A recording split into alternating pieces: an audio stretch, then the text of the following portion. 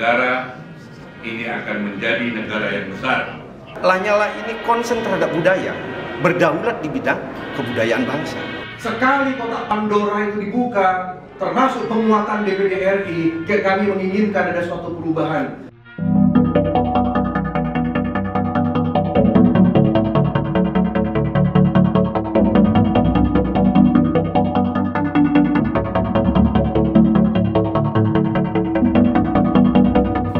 Sejarah dan kebudayaan merupakan dua entitas yang saling beririsan dan saling melengkapi. Keduanya merupakan cerminan dari sebuah peradaban yang mempresentasikan kondisi sebuah bangsa. Negara Kesatuan Republik Indonesia merupakan sebuah bangsa yang besar dengan keanekaragaman budaya serta sejarah yang menarik. Negara kepulauan yang terbentuk dari sumbangsih banyak kerajaan serta kesultanan dengan budaya yang amat kaya. Sejarah terbentuknya NKRI tercatat dengan begitu panjang karena dilalui dengan proses yang terjal dan berliku. Kemerdekaan Indonesia diproklamirkan oleh Soekarno-Hatta, dua orang yang setelah proklamasi diangkat menjadi presiden dan wakil presiden. Soekarno sendiri merupakan seorang sosok bapak bangsa. Ia adalah orang dengan pandangan politik serta kebangsaan yang kuat serta visioner. Pemikiran-pemikiran Soekarno hingga kini masih terjaga karena diwariskan melalui keturunan serta beberapa pihak yang secara khusus mempelajari konsep serta pandangan beliau. Salah satu konsep atau gagasan pemikiran Bung Karno yang fenomenal adalah konsep Trisakti. Gagasan ini terdiri dari 3 rumusan, yaitu berdaulat dalam politik, berdikari dalam ekonomi, serta berkepribadian dalam kebudayaan. Ketiga poin ini merupakan antitesa dari kolonialisme serta imperialisme yang merupakan pemahaman yang sangat dibenci oleh Bung Karno. Poin terakhir dari konsep Trisakti yang terkait dengan budaya dirasa akan senantiasa relevan hingga kapanpun. Hei seluruh bangsa Indonesia, tetap tegakkanlah kepalamu. Jangan mundur, jangan berhenti, tetap derapkanlah kakimu di muka bumi. Hal ini dikarenakan budaya akan selalu ada selama sebuah peradaban ada. Budaya akan tumbuh menyesuaikan dengan perkembangan zaman. Produk budaya akan senantiasa diingat dalam konteks sejarah jika kebudayaan tersebut telah berganti dengan kebudayaan baru. Bung Karno adalah seorang sosok yang semasa hidupnya sangat peduli terhadap budaya dan juga sejarah. Telah mewariskan sebuah pemikiran luhur yang tertuang dalam konsep Trisakti tersebut. Salah satu orang yang hingga kini berusaha untuk menjaga buah pikiran Bung Karno serta benda-benda peninggalannya adalah Gus Marhen. Pria asal Bali ini dengan semangat mengumpulkan segala sesuatu yang terkait dengan Bung Karno. Ia membentuk lembaga Museum Agung Pancasila yang inti dari tema besarnya adalah bergerak di bidang budaya. Di Museum Agung Pancasila yang terletak di Kota Denpasar ini terhimpun berbagai macam peninggalan Bung Karno. Dari mulai buku-buku, kumpulan naskah pidato, lukisan-lukisan, hingga sepeda yang pernah digunakan oleh Bung Karno. Di mana kita tahu bahwa Bung Karno luar biasa, baik di mata Republik maupun di mata dunia. Maka dari itu, sebagai pekerja sejarah, kerja, apapun dan bagaimanapun segala perjalanan bapak bangsa kita yang betul diakui oleh dunia, yang betul juga diakui oleh Republik, bapak proklamator, penggali Pancasila, dan pencetus Asia Afrika, dan segala-galanya tentang dunia ini. Jadi selalu saya kerja, salah satunya yang sudah terwujud yaitu Museum Agung Bung Karno. Saya terus bergerak membuat yang namanya Museum Agung Proklamasi. Saya terus bergerak membuat yang namanya Museum Agung Pancasila. Dan juga saya sedang merancang untuk membangun yang namanya Soekarno International Fact and Heritage. Menurut Gus Marhen, kebudayaan merupakan perekat kebinekaan. Jadi, kebudayaan merupakan aspek penting yang harus dijaga agar kebinekaan di Indonesia bisa tetap utuh. Spirit tersebut menurut Gus Marhen juga dimiliki oleh Ketua Dewan Perwakilan Daerah Republik Indonesia, A.A. Lanyala Mahmud Mataliti. Sebagai Ketua Lembaga Tinggi Negara, ia terjun langsung ke daerah-daerah seluruh Indonesia untuk menyerap aspirasi. ia mendatangi keraton-keraton ataupun puri-puri di mana peninggalan-peninggalan kebudayaan dari kerajaan serta kesultanan di Nusantara masih tersisa.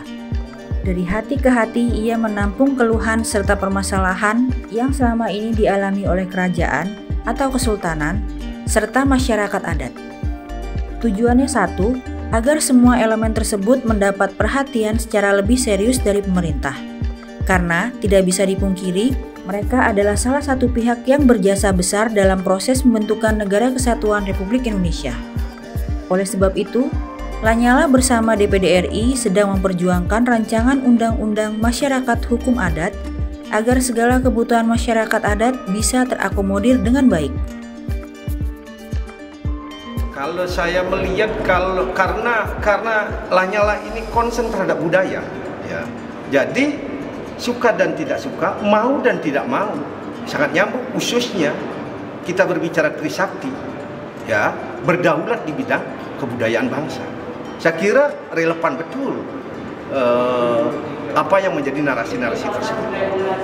Maka dari itu, Bung Karno mempunyai strategi ajaran yang namanya Trisakti, berdaulat di bidang kebudayaan, yang dimana Pak Lanyala saya melihat concern betul beliau tentang budaya. Ya, disitulah salah satu kenyambungan secara akademis yang bisa saya paparkan terhadap publik ini. Pria Bali lain yang juga konsisten menjaga peninggalan Bung Karno, baik itu berupa benda pribadi ataupun buah pemikiran, adalah Arya Wedakarna.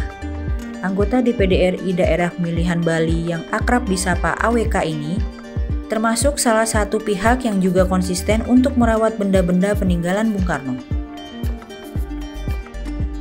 Di sebuah museum yang dinamakan The Sukarno Center, Istana Mancawarna Tampak Siring yang terletak di Gianyar, Bali, terhimpun ratusan benda bersejarah peninggalan Bung Karno. Dari mulai buku, foto-foto kegiatan Bung Karno semasa hidup, lukisan, serta meja kerja Bung Karno yang tersimpan rapi dan terawat di tempat ini. Selain itu, ia juga aktif mengembangkan pemikiran-pemikiran Bung Karno melalui Gerakan Pemuda Marhen atau GPM. Belum lama ini, ia mengadakan Kongres ke-10 GPM yang diselenggarakan di The Sukarno Center. Kongres yang vakum selama 60 tahun ini dihadiri oleh pengurus-pengurus GPM dari seluruh Indonesia. Secara swadaya mereka hadir ke Bali karena kecintaan mereka kepada Bung Karno, terlebih kepada pemikiran-pemikiran Bung Karno yang dianggap bisa mewakili berbagai macam elemen masyarakat.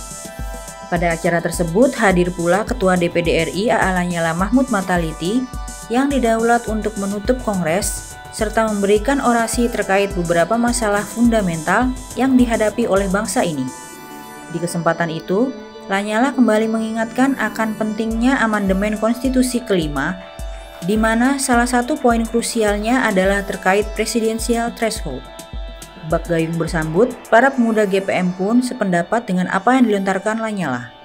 Bahkan dalam sambutan penutupan kongres tersebut, AWK dengan berapi-api mengatakan bahwa Lanyala adalah sosok yang konsisten memperjuangkan konstitusi. Lanyala bersama DPD RI lantang memperjuangkan hak konstitusi warga negara dalam pemilu yang selama ini tersandera oleh hegemoni partai politik. Ia mengatakan bahwa pemimpin Indonesia kedepannya harus lahir dari rahim rakyat. Dan para anggota GPM yang merupakan anak ideologis dari Bung Karno siap bersinergis dan mewarnai perjuangan DPD RI. Sekali kotak Pandora itu dibuka, termasuk penguatan DPD RI, kami menginginkan ada suatu perubahan. Jangan sampai nanti ke depan kita memilih pemimpin nasional, tapi kita orang independen ini dipaksa untuk memilih orang-orang yang berasal dari partai, benar tidak? Harus ada pilihan pemimpin nasional yang datang dari rahim rakyat itu sendiri. Adapun Lanyala dalam pidatonya malam itu mengatakan bahwa Indonesia adalah sebuah bangsa yang besar.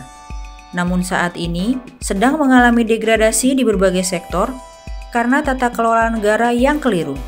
Ia berharap bahwa bangsa Indonesia harus kembali kepada Pancasila karena Pancasila adalah way of life bangsa Indonesia yang dibuat oleh founding father bangsa Indonesia yaitu Bung Karno. Menurut saya nilai-nilai dari Pancasila semakin kita tinggalkan, Bahkan nilai-nilai Pancasila sudah tidak nyambung lagi dengan pasal-pasal yang ada di dalam Undang-Undang Dasar kita yang telah mengalami 4 kali perubahan di tahun 1999 hingga 2002 lalu.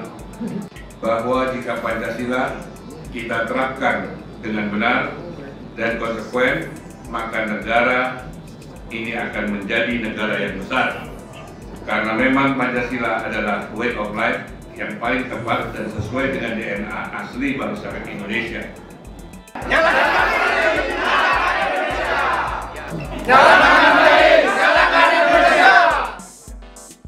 Semangat merdeka, merdeka, merdeka, nyalakan Indonesia.